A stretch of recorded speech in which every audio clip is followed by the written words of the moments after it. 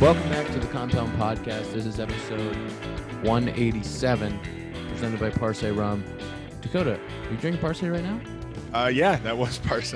Parse, your favorite rum? It sure is. Nothing better. My favorite Plant a rum. tree every time I drink it. Every time you get a bottle of Parse, you're planting a tree in Colombia, and you're making the world a better place. And that's the most important thing. Do we know for sure if it's in Colombia, or is that a guess out of you? You know what? We should fact check, and we will. I was like, I don't know if that's where it is, but for maybe. right now, I want you guys all to know that Parse rum is made in Colombia. Yep. It's the best rum in the world. There's 8-year, there's 12-year, there's 3-year. If you want to mix it in, a little pina colada, little in your eggnog, whatever you want to do. Dakota, there you go, brother. Oh, Parse it, rum, Binny's. Go to your local liquor store, ask about it. We have a special guest today, but before we get to our special guest, a teammate of Zack's, former teammate of Zack's, is we have to talk about 700 millions. When that came out, I think I was more fixated on the fact that he's going to the Dodgers. I mean, that line, the first three guys, no matter how you put them, Mookie, Freddie, Ohtani, is just like, where would he get better? Who would you insert to get better in those top three? What's crazy is there's a lot of things about it that are crazy, but what's crazy is you're talking about Mookie probably leads off, and then you're talking, do you have Freddie hit 2 to get on base in front of Ohtani, or do you have Ohtani hit 2? Who's protecting who? And then Will Smith's right behind him, and Max Muncy's right behind him. We're not even thinking about those other two guys. Then you have the rookie who hit 260, 270 this year, and James Outman. Who's coming off like a 115, 120 OPS plus year. If you're Dave Roberts, do you just like pick a lineup out of the hat and be like, that's probably gonna work? Gavin Lux is coming back. Gavin Lux is coming back and gonna play shortstop. And Mookie's playing second. But then you think about $700 million too. I've been torn. I've been thinking all day about my take on this. Wait, can I just say one thing before we get into it? Yes. So there's been a lot of, I've been seeing everybody's doing an emergency pod about this. We didn't do an emergency pod. No. We're talking about it on a normal day. Yeah. Normal time. Right, Tom? Tell him. But besides that, the number is very big. The number is 700 million. And people are going, holy smokes, that's a big number. But for everyone out there, the way that it's working is he's deferring a large sum of his contract. Tom has something like he's getting $2 million a year, 68 deferred. That's not confirmed. From Jeff Passan. I mean, Zack's boy. You think he'd lie? I don't know the exact structure. I don't think we know the exact structure, but the present value of the contract is going to be somewhere in the realm of $500 to $550 million. Present value. The way that they calculate this for the luxury tax purposes, for the collective balance tax, is that competitive balance tax is that they take the present value of the contract. So the fact that he's deferring all this money between 10 and 20 years in the future, they do a present value calculation to get the present value on day one of the contract. And then that's how they calculate competitive balance. Just putting that out there. That's a lot of words. I don't know if it made sense to the listener. A lot of fancy words. Go ahead, Dakota.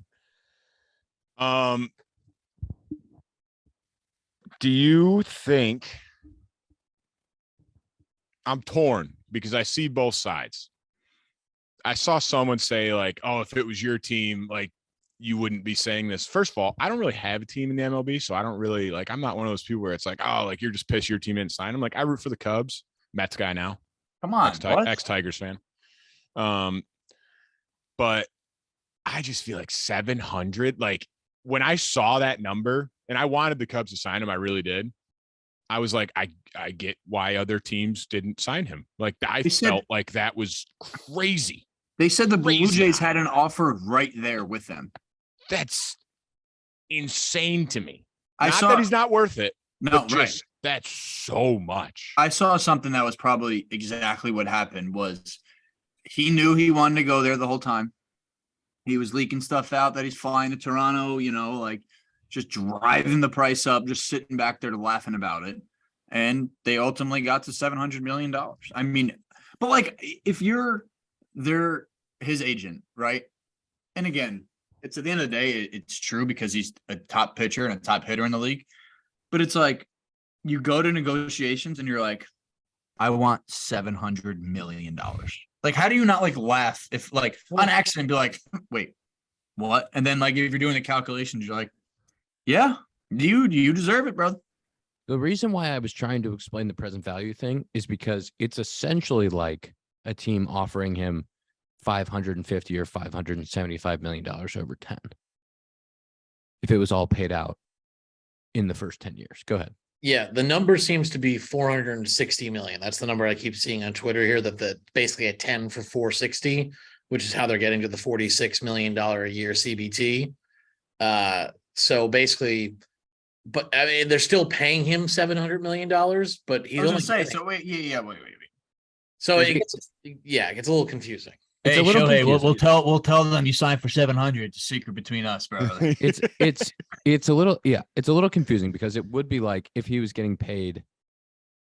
And I don't know if it's like that for all long contracts. Like I don't know if Harper is what do you get, 330 over 12? I don't know if that's like if you got 10 for 300. I don't know if your exact cap hit is $30 million or if it's slightly less, but like it's essentially like he got a $500 million deal. It's a huge number because they had to defer so much. They actually deferred a lot with Mookie too, so that they could keep the CBT number down so that they could get other good players. And you're like, why wouldn't every team just do this? There's a couple reasons why. The big one is because guys don't make this much money. And, there's not that many 8+, 10+ year deals out there. I know it feels like there's a lot because we get a big free agent every year who does it, but there's like one a year, right? Or two a year. The other part of it is it's actually not great for the player. Like you want to get as much of your money as early as possible. Do you also feel like the Bobby Bonilla contract, which for people that may not know, that he's been deferred, I think $1 million every July 1st by the Mets for the last like 25 years. And that's sort of become like a meme basically on the Mets, and the makes the Mets look bad. Do you think that's played into it at all? Mets could never look bad. The Fighting Zack shorts could never look bad. Thank you. Well, but yes. Sorry. Do you think that has also played into it? The fact that teams are afraid of like, hey, we don't want to be like the Mets and be paying, insert whoever $25 million a year over the next 25 years. I think there's some rules now on how far you can defer out. I don't know how far you can defer, if you can defer for like 20, 25 years anymore. But most big contracts have some deferred, and usually it's over the course of like 4 or 5 years. And it's like, let's say the contract's 180 million, there's 20 of it deferred, like over the 4 years when the contract's over. But this is just like an absurd amount of deferral. I mean, when the Dodgers get to when they have to pay Mookie and Shohei and they're no longer on the team, that's going to be a tough day for that owner.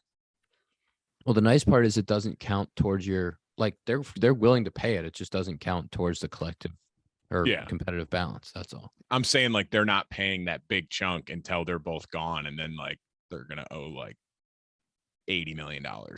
But it's essentially an interest-free loan from the player because there's no interest on it. Yeah. And there's no interest on it. And those guys get to reinvest that money and make their money off it. And it's not a bad business decision from the team. And they're going to recoup a significant amount of that on ads and endorsements, sponsorship, ticket sales. I saw the first opening day this year, the walk-in price is like $350 already. Crazy. Just to have the worst seat at Dodger Stadium.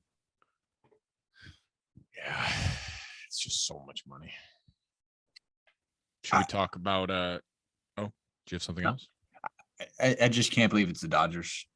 That is a good point. I was gonna say I feel like obviously if you're a Dodgers fan, you're not bummed. Like I just wish it was someone else. I feel like it just would have been cooler. Like anywhere else would have been cooler. Like Blue Jays, sure. I think that'd be sick. That would have been dope. I wanted the Cubs to get him. Like, who else was really talking to him? I feel like that was kind of the top 3, wasn't it? Yeah. Before we get into the Yankees, interview, no way could pay him, Soto, and Judge. Before we get into the interview, I guess, do you want to talk about Soto really quick?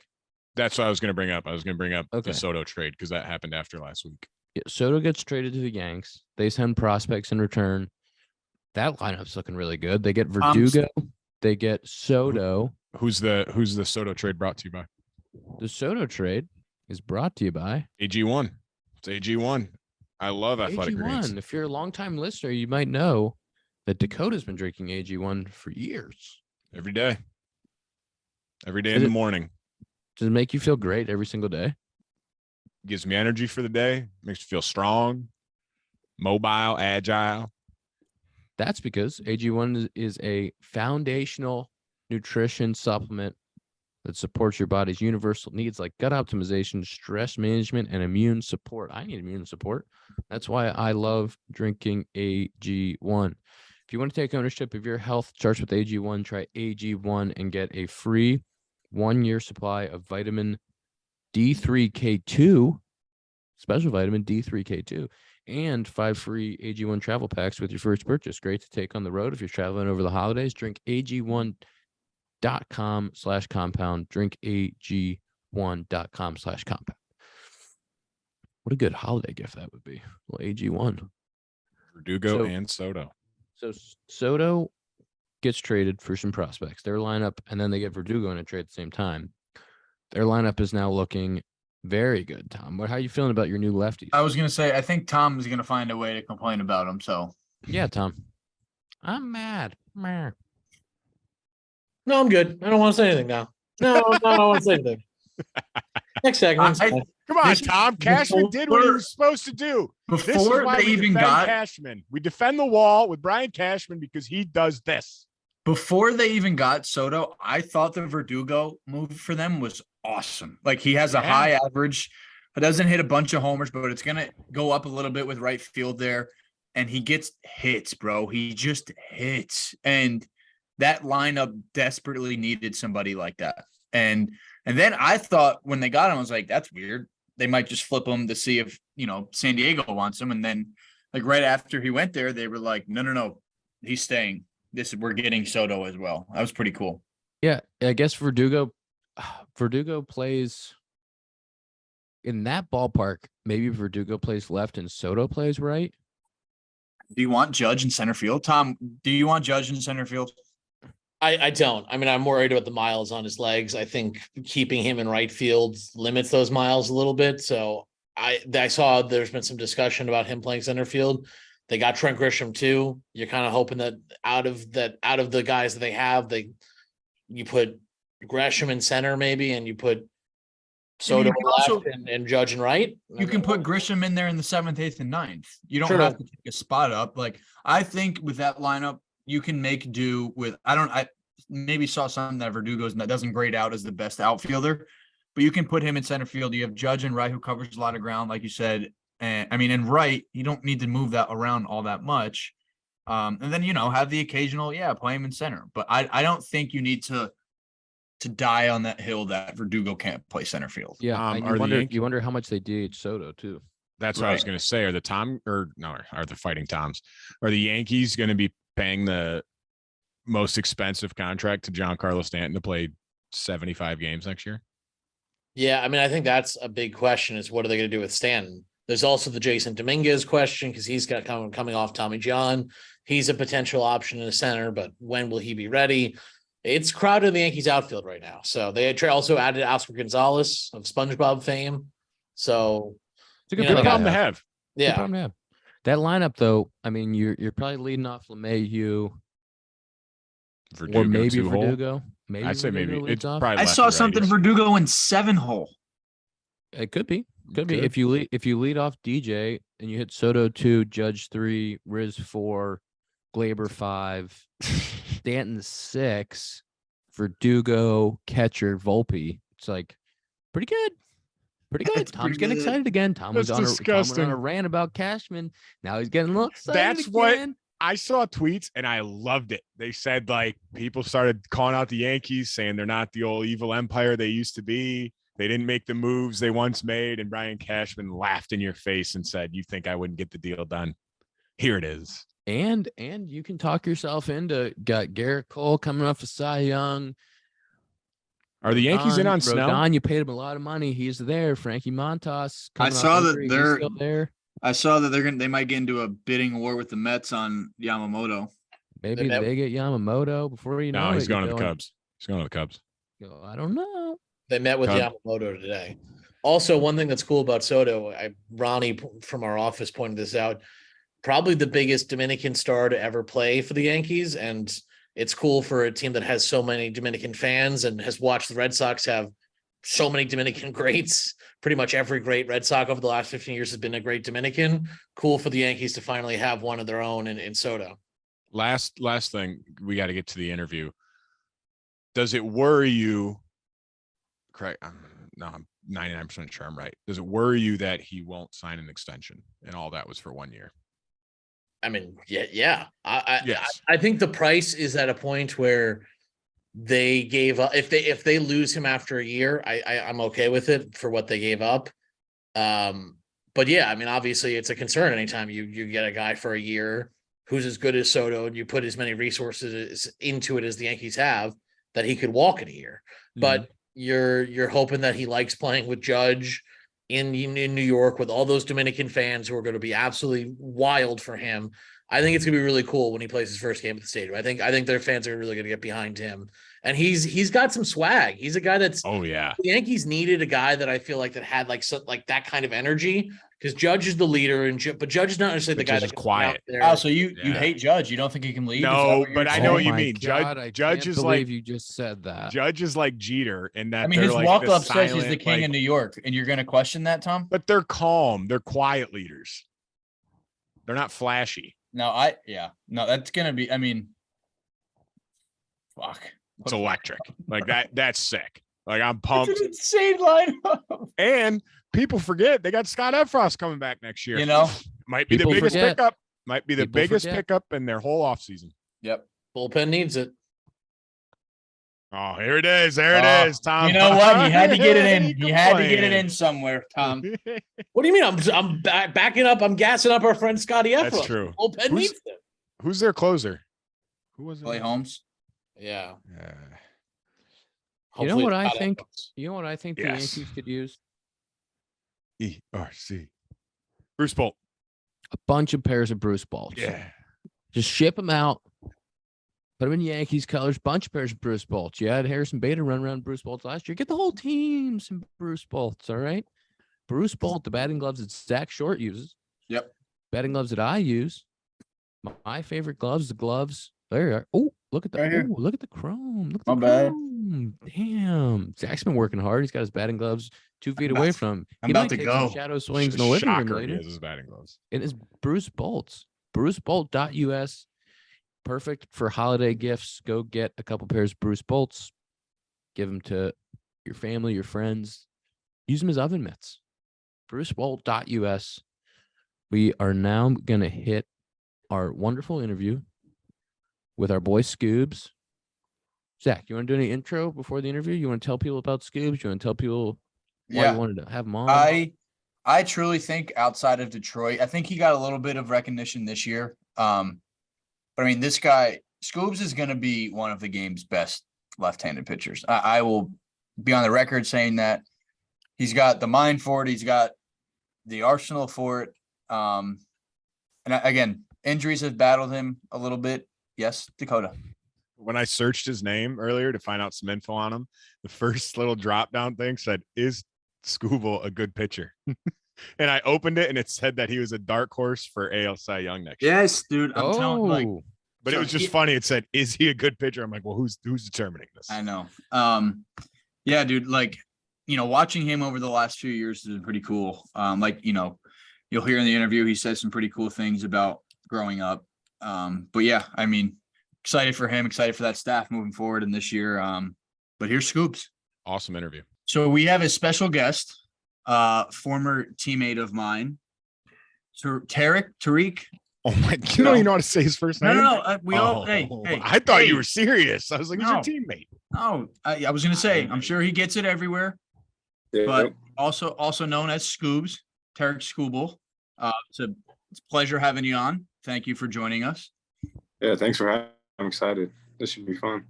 Zach's been clamoring to get you on for a while now. I have Clamoring. been. Well, he told me about this like last year, and I was like, one of those things where you hit up your buddy and you're like, yo, bro, we should totally golf. But like, you never actually want to golf with him. I thought that was the thing. Like, dude, get on the podcast. But like, I really don't want you on the podcast. So I finally made it, I guess. Dude, it's so hard, especially during the season, to get guys like, because our schedule changes so much. Like we'll say like, hey, let's do it Monday. And we're like, fuck, I can't do it tonight. So like, if we had a set date, it would have been tough. Like, I didn't think there was a chance that we were going to get you this close. Scoobs is now a dad for what? Fathered. When was he born? 2 months ago. Yeah. So 2 months Good ago. timing. Well, almost like 7 and change. Yeah, Probably a little busy right now then. Yeah, this was definitely planned. And my wife's been great. She's the best. Zach knows, like, she does everything for me. So I don't really do much, but hold them when I can and change diapers. That's kind of my job. This is a random question, and I wasn't even going to ask this question, but I saw it. I looked you up on Wikipedia. I saw that you have 3 brothers, and all of your names start with T. Does your son's name also start with T? No, I ended that. That quick. Kaysen. So Okay. It starts with a K. Yeah. I ended that. Was there like a rhyme or reason to that, or is that just something your parents are like, I don't know, we like the T's? Yeah, I don't really know why, because they call us each other's name always. And it's like, I learned, okay, I'm not going to name my next kid even close to Kaysen, because you start calling them all. It's like, I was Tyler for like 6 years, I think. And that's my older brother. And he was me. And my younger brother was me. And like, basically when everyone got in trouble, it was like Tarik was the name, if any of my brothers messed up, it was Tarik. But yeah, I wouldn't do that. I wouldn't do that. It makes it too hard for yourself. I can guarantee you one thing. I don't know your brothers, but there's no way your brothers have the legs and the skin tight pants like you do if they pitched. There's no way. Hey, my older brother's bigger than me, believe it or not. No chance. Dakota, I don't know if you've seen him in person, but Scoobs is some of the biggest tree trunk legs I've ever seen in my life. Bro. Spencer Strider-esque? Yes, but yes, dude. I would say more. And rocks the skin tights. Yeah. That's what I'm saying. Like, if I spend all off season working them out, I got to show them off, for the 7 months that I work. It's like, that's true. I don't get the baggy pant like look. I just don't think that it's me. It makes me feel like I'm 350 pounds, So I gotta at least feel 250 when I'm out there. Do you feel like constricted when you have a high leg kick? Like, does it not, like, if it's a hot day, you're in Kansas City in July, in August, you're trying to blow doors and your pants getting stuck to your leg. You just got nothing? What do you think the heat's going to change? Like, it's actually in a dryer? I don't know, dude. I thought you just sweat a lot, get stuck. I feel like the technology now, though, in kinda, pants, like they're the probably sweat kinda pretty roots good it out, stretch. It's moving. And I change my jersey like every 2 innings. So Putting baby powder all the way down the leg. Those things are moving great. Yeah. I make sure I'm powdered at all times. So, Scoobs, this year you got a kind of late start to the year. You had some elbow issues last year, got it cleaned up. What was, the biggest hurdle, I guess, you had to overcome this year when, you were joining us in June or July, whatever it was, and you could only go, was it like 3 innings max to start? Like, obviously there's a balance of like, man, I'm really excited to get back out there, but how hard was it to not feel, unleashed when, your shit was working as soon as you stepped onto the mound? Like, how hard was it to, give AJ a handshake when he wants to take you out of the game when you're at 20 pitches through 3 innings? Yeah. And there was some tough days for sure where, like, one that comes to mind is against San Francisco. You're through 5 and I'm at like 60 pitches. It's like, I understand I'm on this pitch limit, but like I got 2 more pretty easily. I have 7, 8, 9 coming up, and then 1, 2, 3. I can grind through that one in the 7th or whatever. I think the hardest part was like watching everybody play and you not be able to play. I think that's the toughest part about injuries just in general, is like you watch your team go out and play and like, I'm not performing, but I feel like I'm a part of like what's going on the field. And like when we lose or, you kind of scuffle, lose 3 or 4 straight, it's like I can't do anything besides like maybe hop in the shower full uni, and maybe that'll kind of get us into the next day. But there's not I think that's the hardest part is like you want to come back and you want to play and you feel great while you're rehabbing, but it's just a waiting game, you know? So Yeah. I'd say that's the hardest part. It's probably tough too with like you guys were a younger team, so you're probably pretty close with a lot of guys on the team. So like you're seeing a lot of like your best friends go out there and compete, and you're like, man, I really want to go out there and help these guys. Yeah, in any capacity, right? So it's like earlier in the season, it was like, all right, I'm just going to try and be as vocal as I can and just like, whether that be mess around with guys in the dugout or, you know, clap, whatever, you kind of become a glorified cheerleader in that sense. So it's like, that's my role right now, you know, and then when I start playing, my role is to go out there and perform on the mound. So yeah, I mean, it's weird, you know, injuries are weird, especially like a surgery where you're out for, you know, 11 months was the earliest they were going to let me back. So it's like, you can't do the Aaron Rodgers and like, oh, I'm back in 12 weeks, you know. It's like, nah, it's 11 months, all right. And but, Tell you what, though, Scoobs can chop his face off in the dugout though when he's in there. yeah, I'd like to think I'm an above average chop guy in the dugout. You know, I'd like to think I'm above average. That's how Zack rates his teammates too. That's it, bro. It's how good Yeah, can he you chops. chop? He's like, I don't Yeah. care what you do on the field, but can I chop it up with you at? Yeah, he chops. Yeah, hey, It's you big having- bust your ass on the field and chop. I'm good with you.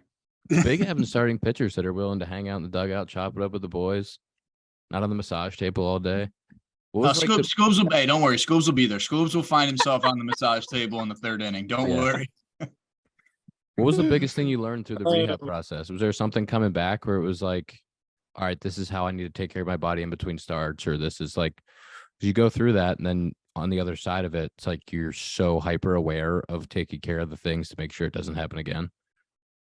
Yeah, so when I had Tommy John in 16, I was like, why did this happen? You know, and I was like, all right, I need to get a routine. I need to just kind of stick to this routine. And, you know, my days in between starts in college, I made sure to kind of do the same things. I cleaned up my diet, you know, nutrition wise, tried to stay away from some things.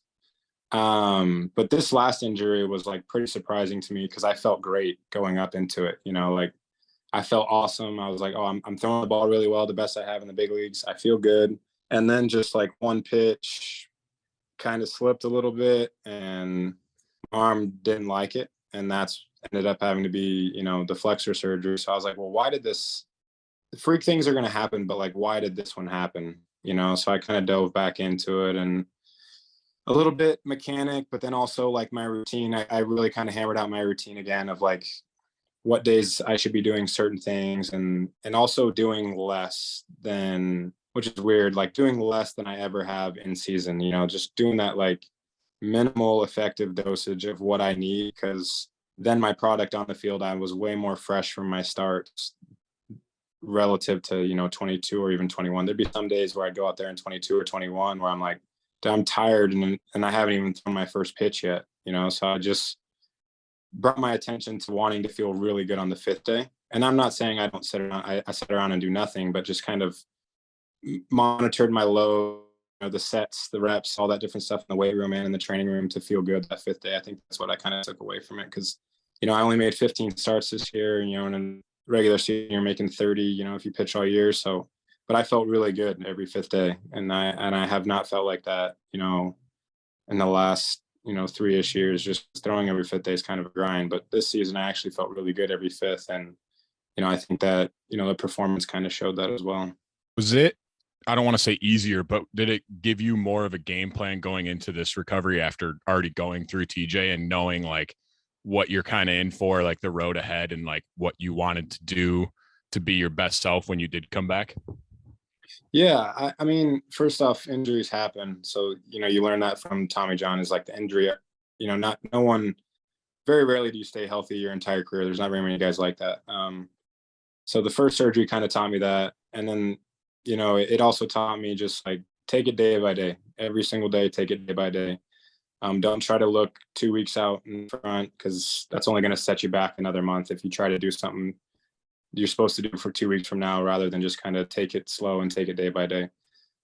So, you know, as far as the rehab process, it's not easy. You know, it's grueling, it's hard, it's not what you want to do. You just want to go play and you're not allowed to play. But just being able to take it day by day and understanding that that's going to make you better, I think was huge from the first surgery to the second. And hopefully there's no more surgeries, you know, so. Yeah. I think one of those things that you learn in the big leagues, and it takes time, is like doing less, working smarter throughout the season, because it's such a long season. And being out there and feeling your best every single day to perform is like the most important thing. And we all in our professional careers like got there because we worked really hard. Like as a kid, you have an endless motor and you just work as hard as you can, and everything you just lift, you do everything you hit. And then you get to professional baseball and you do the same thing. You're like, I'm just going to work super hard all the time.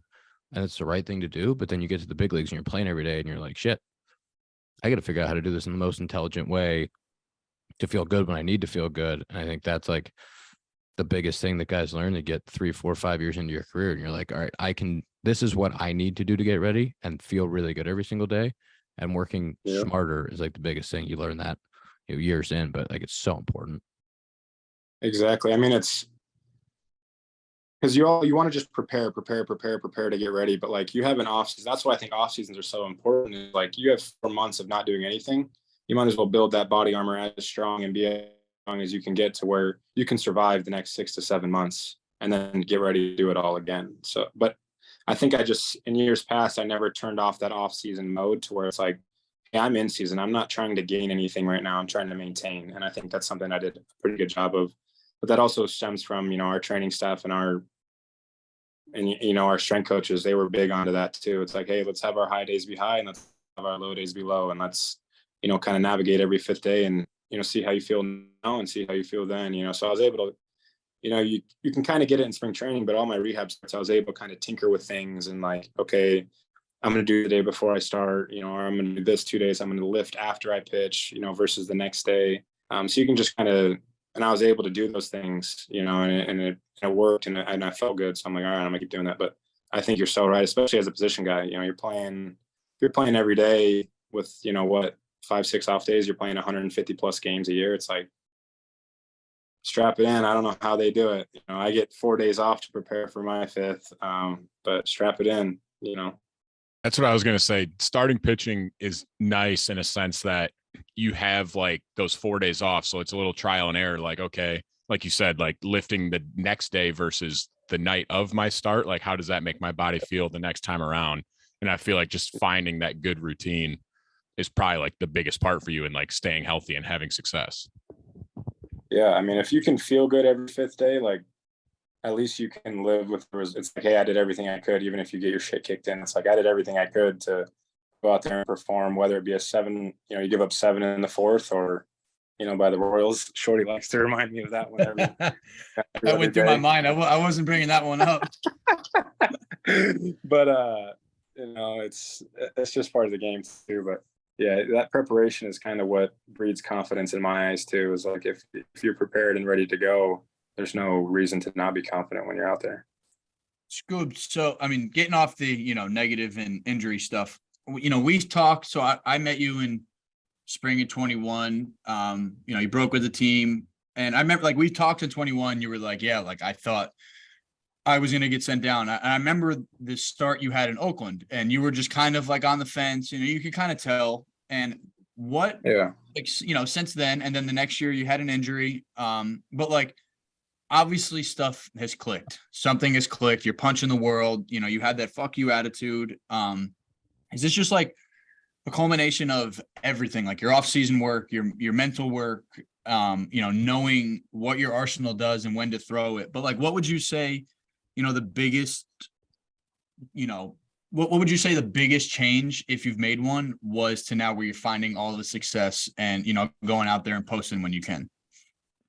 Yeah, I think if I had to narrow it down, first off, all those things help, right? Like all those things you just listed off all help, right? In terms of, but I think it's just like knowing you belong, and you don't know you belong until you start doing things a little bit consistently and start kind of getting the results you want. But you can't be result driven either in this game, because that can drive you into a bad spot, especially, like as a pitcher, it's a little bit easier to be result driven because like, it's like, hey, if I execute my pitch 9 times out of 10, it's probably not going to be hit.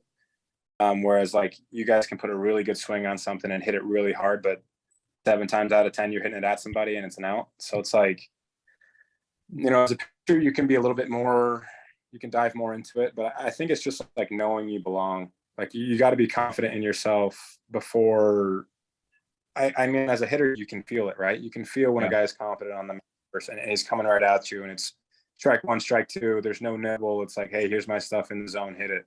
And I think that I just kind of had to take some time to buy into thinking that I was good enough to play in the big leagues. Like you dream it your whole life, right? You're like, oh, I want to play in the big leagues. I want to play in the big leagues. And you get there and you're like, I don't know if I should be playing in the big leagues. Like that's kind of just how you know, unless you just have that confidence and you're born with it. But I personally didn't. And I think it's just knowing you belong and being confident in your stuff and going right at guys. Like, you know, I think that my stuff's good enough to play in the zone against anybody in the league. I truly believe that. And I think that is when I'm at my best too. Even if it's not good enough, you know, even if this guy is, you know, career 16 for 30 off me with, you know, 10 homers short, you know what I'm talking about. So it's like, but I'm still going to go at that guy first pitch. You know, I'm still going to go after him like he's 0 for 30, you know? So it's like, I think that's the biggest thing is just your mentality is like, you gotta think you belong and be confident in the box. Cause I can feel when a hitter's hot too. You know, I can feel it when they're in the box. You know, sometimes guys don't even get out of the box. It's like, oh, he must be seeing it well. If he doesn't even needs to strap his gloves up one more time or grab the pine tar, he must be feeling good. So, yeah, I think just knowing you belong, I think is the biggest thing. And that, I mean, 100%, we can tell, you know, either in the dugout or playing behind you, you can tell in the first inning if, especially with you, if you're like, all right, like I got it today, you can tell in the first inning if you're just, you know, throwing shit, you know, not down the middle, but in the zone, like you said, with conviction. And then, you know, as the game goes on, you can kind of just tell, you know, you're doing your head shake, you know, the infamous Skubal head shake coming off the mound. That's new. That's new. I don't know what that came from. That's new this year. I don't know where that's from. Yeah, this guy's got it. Yeah. I think guys figure out early in their career, like you get behind 2-0, 3-1 in the big leagues against really good hitters, like everybody can hit a fastball 2-0, 3-1. You know, you get in those counts all the time. It gets really long, but those dude, like when you find that confidence, you figure out like, hey, if I get strike one, I'm really successful. Joe Madden talked about it a lot. When I was younger, he talked about like you get to the big leagues and you're just happy to be there. And then pretty quick, you start to think like, oh shit, I need to stay here. And you have that moment of like, I got to do everything I can to stay here. And that panic and what sets in there. And then once you can get to the point that you know you belong, that's when you start to see really good players. And it's getting through those first two stages that is really, really challenging. But once you get that confidence of I belong in the big leagues, I can do this, that's when you start getting dangerous. And it sounds like that's the point you're at. And that's the biggest part about, you know, sticking in this league. Yeah. I mean, there's some like truth to like faking it till you make it, right? Like sometimes you got to act like you belong before you even believe it. But I've talked to guys, you know, I've had this conversation with Shorty all the time. Like, you got to be confident. Even if you're in a slump, you got to be confident. Even if things aren't going your way, you can't. Because if you let it take you you'll go to a dark place. And that's kind of where I was at in 21. You know, in Oakland, I'm like searching for anything. It's like I watched Sean Manaea throw the night before, and it's like a lefty that's throwing 92, 94. I'm like, hey, this is kind of, you know, I'm left-handed. I throw the same speed, and he just punched out 13 and went CG. It's like, well, why can't I do that? You know, I'm thinking, well, why can't I do that? And I'm searching for anything. I'm like, all right, just throw the ball in the zone. And eventually, like, I kind of bought into that. Just throw it in the strike zone and stop trying to nibble. You know, you give good hitters counts, and there's a lot of damage to be done in those counts, especially when you're too stupid to stop throwing fastballs. You know, too like, you know, you're so bought in on, oh, I have a great fastball. These hitters got good bats, and that's how you're going to get clips. Yeah. I liked what you said about not being too result driven. That's Tom House always said that, like process over result. Like one of those, like you go out there and struggle, and it's easier to just be upset, like, oh, I sucked today, like I just didn't have today. But it's like, okay, like let me look back at my process, like what I do to get prepared for today's start or today's outing, and like what can I change so that this doesn't happen again. And that's the hardest thing sometimes. For sure. I mean, but because it's a results driven game, you know, if you don't put the numbers up, like it doesn't matter. Your process can be great, but if you don't put the numbers up, like, does it really matter? You know, in terms of decision size, probably not. Yeah. But in terms of like your day to day, it does definitely matter. You know, it does definitely matter. Your process matters. If I can live pitch by pitch for 100 pitches. It's hard. It's easy to say, but it's hard to do because stuff's going on, counts are going on, situations happen. You might have covered first twice, you're a little trying to get back on the mound, and it's like so many things can happen to where you're not even locked in for a couple pitches and you're like, wait, what did I just throw the last 3 pitches and why did I throw them? It's like if you can live pitch by pitch, you're going to be in a pretty good spot. And that's probably the same as hitting too. If you can dial in for this at bat, not give any pitches away, not give any at bats, whether it be down 10, up 10, pinch hit, whatever it is, that's when you're going to play your best. I'm going to go back to the beginning here when I was looking up your info. It says you're from Arizona, but you went to Seattle University. How did that come about to go all the way up to Washington? Yeah, it was my only Division I offer to play. Oh, okay. So it kind of made it easy for me. It was either there or go to a junior college. So that was kind of the only option there. It's people are like, why'd you go to Seattle? It's like I wasn't very good in high school. That's why. I feel like it's probably a pretty cool place. Yeah, no, it was awesome. I had a great experience. Every time we go back, it holds a special place in my heart. I grew up there. You say you grew up in your hometown, but it's like, no, I grew up from 2014 to 2018 in college, being away from family and not being able to hop in a car. You got to buy a flight, and those are expensive around the holidays. So, you grow up there, and I grew up there. It holds a special place in my heart. I love it there. But yeah, one Division I offer, so that's kind of how I ended up there. And it's not like I have a chip on my shoulder. I wouldn't have offered me if I was a college, either. If I'm ASU, like, yo, dude, this guy throws 82. We have a lefty down the street throwing 89. Yeah, let's give that guy, an offer and see if he can pan out. So are you an AZ offseason guy? Yeah. Tough going to Lakeland in spring after being an AZ. That's not come perfect. On, yeah, you live in Arizona? No, I'm in Austin, but I've been doing Arizona Springs since 15 or 16. So the Arizona Spring is very nice. Shorty's really sad he's going to be out of Lakeland. He said, damn it, I can't believe I don't get to go back to Lakeland next year. Yeah, Lakeland's it's a good place to get ready for a season though, because that's all there is to do. No distractions. No. Our record doesn't show we're very good in April the last 3-4 years, but boy, do we only play baseball there, so it's I heard that Scotty Harris has pitched to all the free agents. He's like, you know what? It's the best place to get work in.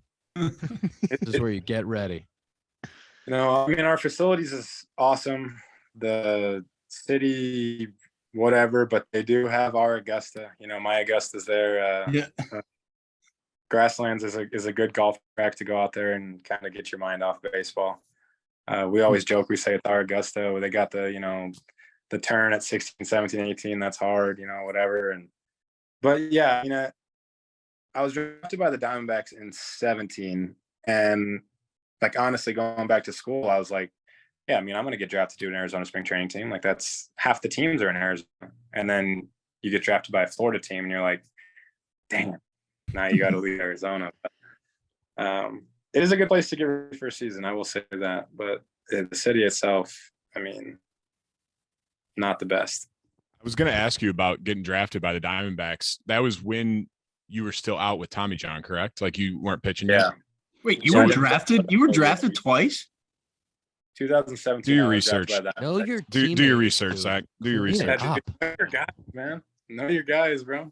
Where'd So you go was to it UPenn for college? You went to UPenn, Shorty? Damn, man. Come on.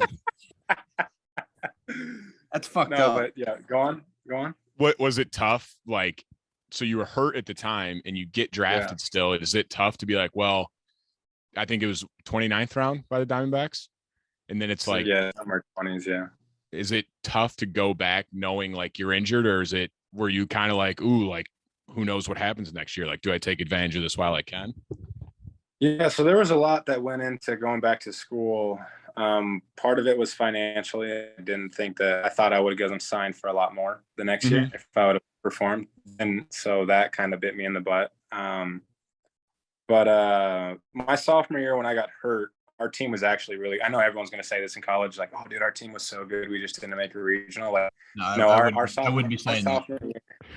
My sophomore year team was like actually pretty good. Like for a mid-major, we had like 9 or 10 guys drafted, not like high, but just to have 10 draft picks on one team, you know, A lot. and it's not they weren't all drafted in 17. They were drafted like in 17, 18, and 19. But like to have 10 professional prospects, like you're pretty good for a mid-major, you know. And I thought my sophomore year I got hurt like halfway into the season, and we ended up winning our conference regular season, and then we lost in the championship game.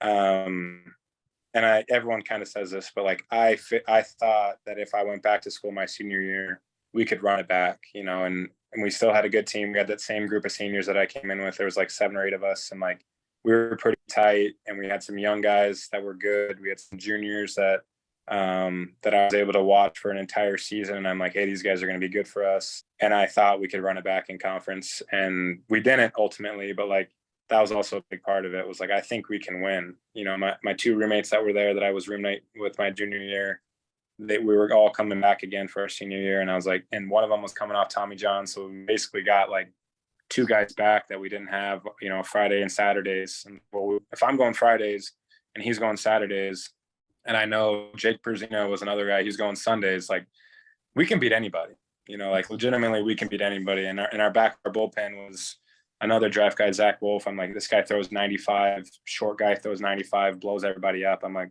we can win, you know, if I just pitch well and he pitches well. But I mean, we had a good run at it, but I didn't pitch as nearly as well as I thought I was going to. And that's part of coming back from Tommy John, you know, the whole mental, physical, you think you're this, but you're really that, you know, and you won't accept it. But yeah, I thought we could win, but also some financial stuff kind of panned out that I kind of went back for. Yeah. All right, Scoobs, last one. The Tigs this year. What do you got? Yeah. You signed Maeda. You traded for Mark Hanna. Yeah. But you lost a big chopper. You lost someone who loves the chop in the dugout. You love someone, you know. Miguel Cabrera. Yeah, Miggy. You know, you lost Miggy. I mean, hey, like I was just at Joey. That hurt, bro. I was just at Joey's wedding, you know, seeing the boys. It's gonna be exciting to watch. Like, you guys have to be excited. You know, obviously, you know, the last 2 years it was or in 21 and then last year it was felt like just a stretch or two where it just didn't go our way. And you know, there was a time last year we were like a half game out, game out, and we could just never close the gap, and then we would lose 3 or 4 or something like that. You know, you got to be pretty excited. You know, AJ gets locked up long term, so you know he's there. You guys have basically the same core, then you add some veterans. Like, you know, it's got to be pretty exciting to going into, right? Oh, for sure. I mean, I'm excited. Everyone's going to say their team. You know, I'm excited for this stuff ever. But like, you know, just as well as I do, it's like, you know, we're young, but we're also very talented. You know, if Riley Green doesn't get hurt, do we lose 9 in a row? Like, is Riley going to win us 9 in a row? No, but we're probably not going to go on that skid that we went on. You know, he can kind of help get us out of it just by his bat. And then, I mean, Eduardo went down, what was it, the next day or the next trip or right before it? And we were just like, you got to be fucking kidding me. Yeah, you lose those couple guys that are, you know, impactful. But, you know, when you get them all back, we played good baseball at the end of the year, too. Like, we played pretty good baseball the last 2 months of the year. And we're winning games. The results were coming, you know, the W's were coming by. And you add Riley back to that, you know, I'll be, you know, throwing, and then you add Casey. You know, Casey's basically like a free agent, right? Like, he's coming back off an injury to where it's like, and I know he's worked his ass off and he's going to be really good for it. So it's like, you add Casey, you give Manning another year, he comes back and hopefully he doesn't get hit in the foot again. But I think that was the show cubbies. Was that did we hit somebody or was that the no Manning? You guys hit me. Yeah. Jan got you. Yeah. That bruise was gnarly. That bruise was wild. Is that why you're best friends with Jan now, Zach? Yeah, I do. Yeah. Jan's a great guy. Yeah. Great fella. Yeah. He looked up. I mean, that hurt so bad, but I'm excited. Like, everyone's going to be excited. Casey too. Like, I completely forgot. Like, I mean, he was throwing 96, 98 in his live BPs at the end of last year. Yeah. Like, and I was just talking to him. Like, he feels great. Back feels great. Arm feels great. Like, and you know how he is mentally. Like, he's going to be possessed going into this year. Yeah, he's a bulldog, man. And when he gets the ball, you saw it all at 21. Like, He's good. He's really good, and he can eat innings. He can get guys out in a multitude of ways. So it's essentially like getting a free agent arm. Right. It's like you got one, that guy coming back. But also just like our team in general, like we have a we have a great vibe. The vibe of the team this last year was awesome. The chemistry is through the roof, and I think it kind of brings the best out of every single guy. Torque is coming off a third bomb season, and it's not wild to say he'll do that again. I feel like he hit all 30 in the second half of the season, where Literally, it's like, yeah. is he 50 this year? I don't know. He might, so it's like, but it's just, it's just about getting off to a good start, having a good April. You give yourself a good April, you kind of buy some of those losing streaks to where, like, if you have a bad April, you're like grinding to get back to 500, what we were doing this year. But yeah, I'm excited. I mean, the Mets got a good one, bro. You know how I feel about you. No, that was the hardest part, leaving the boys, man. That vibe that's pretty special. It's a special group of humans in there. So, obviously I will be keeping tabs on the boys and everything, but for sure, that's a special group. But Scoobs, we appreciate you, brother. Thanks for thanks for coming on. Thanks for the short notice and everything. We'll be in touch. Good luck in your fantasy matchup tonight too. It's huge. Keep Waddle out of it. We'll be pulling for you.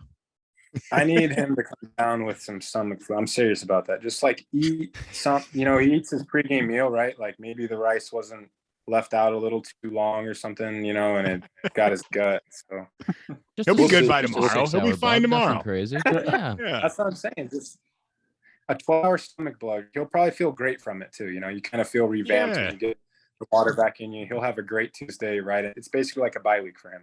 Get him a bye week, get him to week 15. Scoobs. All right, Scoobal. I appreciate you. Thank you, thanks, brother. Man. Yeah, thanks for having me, boys. That was Zach's boy, Scoobs, who's now our boy. Scoobs. Friend of the pod now a friend of the pod. Can I just say, when he came on and he was like, you were like talking about his name and you're like, Scoobs, I wanted to say something, but I didn't get a chance to. It's like, that is an unbelievable nickname. Scoobs? Scoobs is legendary. Yeah. He's one of a kind, man. He is. He's fucking nasty, bro. When he was coming back he would throw live EPs when he was getting ready to ramp up and go out to his rehab starts. Everybody was out there and we were all sitting behind the turtle and stuff. And he would just stand back there and he'd like, after every pitch, somebody would turn around and just be like, what the fuck, bro? Like just 98 with like 19 inches of vert, just like throwing from down here. He's got a fuck you fastball. And I mean, he's only going to get better. He truly is. Ian, he's pretty good, don't you think? Didn't you face him? You faced him last year? Didn't you face him? Pretty good. Hit a ball hard. He 3. It was cool to hear him talk about the mindset stuff and like how like it's real. You gotta find like what it takes for you to believe that you belong in this league, and like you gotta find the ability to go out, like being a starter. I've been talking to Jameson Tyon about this a little bit. Like it's not easy to be a starting pitcher in the big leagues. Like that's why people are like, how did that guy get paid? About dudes that sign like these 1 year, 12 or 14, like, cause it's really hard to make 30 starts in the big leagues every year. Like it's really, really hard. And there's not that many guys that can do it. And you have to find those things that work for you. And like attacking the zone is one of those things. Like the dudes that pitch a long time in the big leagues, they attack the zone. They make their starts, they attack the zone, they get after hitters, and they have that fuck you confidence. And to hear like those are the things that he's learning and thinking about was really cool, because that's the difference maker. So he said when he was talking about the hitter that owns him, like Tim Anderson, it's like a joke. Like every time that he leads off, it's a double or something, like hit hard. And you're just like, he'll like, he turned around to me and laughed this year. He was just like, this is unbelievable. But every time we were like joking, like, hey, you going to walk him? He's like, fuck no. Like I'm going after him. Like I got to get him. And that's just like such a small glimpse into like who he is. Like when he's rolling, and you can tell, it is such a treat to watch because he just goes after you, which again, he's 98 to 100. Like, yeah, obviously he's going to go after you, but like he legitimately does not care who you are, who he's facing. And like, Ian, like you said, like that mindset of like just doing it and having that conviction. And we talked about it briefly. Like in 21, he thought he was going down, and then something switched. And truly, the last 2 years, it's just been like, ooh, Scoobs is pitching. Like, get ready, boys. Like I'm gonna get a front row seat to this one if I'm not playing. Yeah, you talked him up the last couple weeks, Yeah. or like for a while now, on how good you thought he was. He's good, man. And you never want injuries, but I feel like if anything, like he had TJ in college and then the flexor surgery last year, like if anything that may have helped like his process in the big leagues of figuring out like, okay, what do I need to do each day between my every fifth day? Yeah. Because like I feel like that's the hardest part for starting pitchers when you get to the big leagues. Like you might have a routine in the minor leagues, but it's so different up there to where like you got to, like he said, he would start working out the night of his start versus the next day just to give his body that one extra day to recover before his next time out there. And sorry, sometimes it's big to just watch baseball at the big league level. Mm-hmm. You don't get a chance to like sit down and watch baseball at the big league level, and like you end up learning a lot from doing Dude, that. they talk about this like with quarterbacks in the NFL, like the guys who come and like get drafted right away and sit for 2 or 3 years, it seems like they're a step ahead when they get their chance to play. It's like there's such a like interesting part about just watching how it happens. And like you'll watch a game and you're just like, man, like, I can get this guy, or like, I don't know. It's just like you have confidence when you watch it because it looks a little bit easier than it is. And like you make it harder than it is. Yep. And that's why veteran presence is such a big thing. 100% in big league clubhouses is like he gets to watch how older guys who have 5 to 10 years in the show, like how do they prepare for their start and what can I take from that and implement in my own program? Yep. That interview was brought to you by ERC. Omega Accounting Solutions has the employee retention credit for you. It's a government tax incentive that helps small businesses get back up to $26,000 per employee for overpayment of payroll taxes during the pandemic. If you were a business owner with 5 to 500 W-2 employees who continue to pay taxes and employ staff during the pandemic, you can recover thousands today. Omega is the #1 best ERC company for getting your ERC funds by Merchant Maverick said that about them. Smallbizcashback.com/Cubs. That's smallbizcashback.com/Cubs, or call 800-643-Cubs today. Is there any other baseball subjects? We're running a little late. We're running a little long. Is there any other baseball subjects you want to cover before we get into our wonderful Sloan screen time? Do you think the market's going to move now? We got Soto's, I think it's going to Soto's start. moved. We got Ohtani signed. Is it now time for the offseason to really kick? Yes. Yeah, I think the big chips will start to fall. Like I think Snell, Yamamoto, Belly, like all those guys, I think it's going to start moving a lot quicker in the coming weeks. Tom, can you remind me that next week I want to talk about if baseball should have a deadline for the free agency? Like for when the market closes, you're saying? Yeah. Something I want to talk about. It's a little teaser for all the fans. We'll talk. Maybe next week we'll talk about. I already have a thought. I almost already started the conversation. Don't start. Don't start. Nope. We're running late. We're running late. But Tom's going to remind us, and then all the fans, if we don't talk about it next week, can say Tom forgot, because I didn't forget. I like that.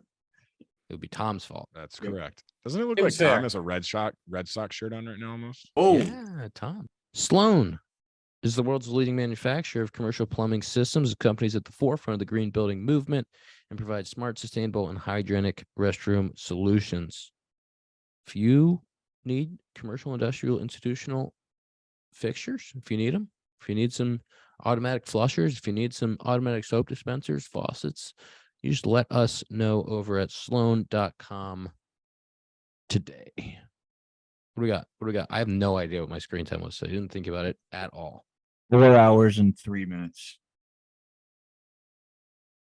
For 3. Ew. That might be good for last place. Mine was 2:17. Yeah. What a day for the kid. 3:20 in the moment. 3:26 for me. God. He's an hour behind.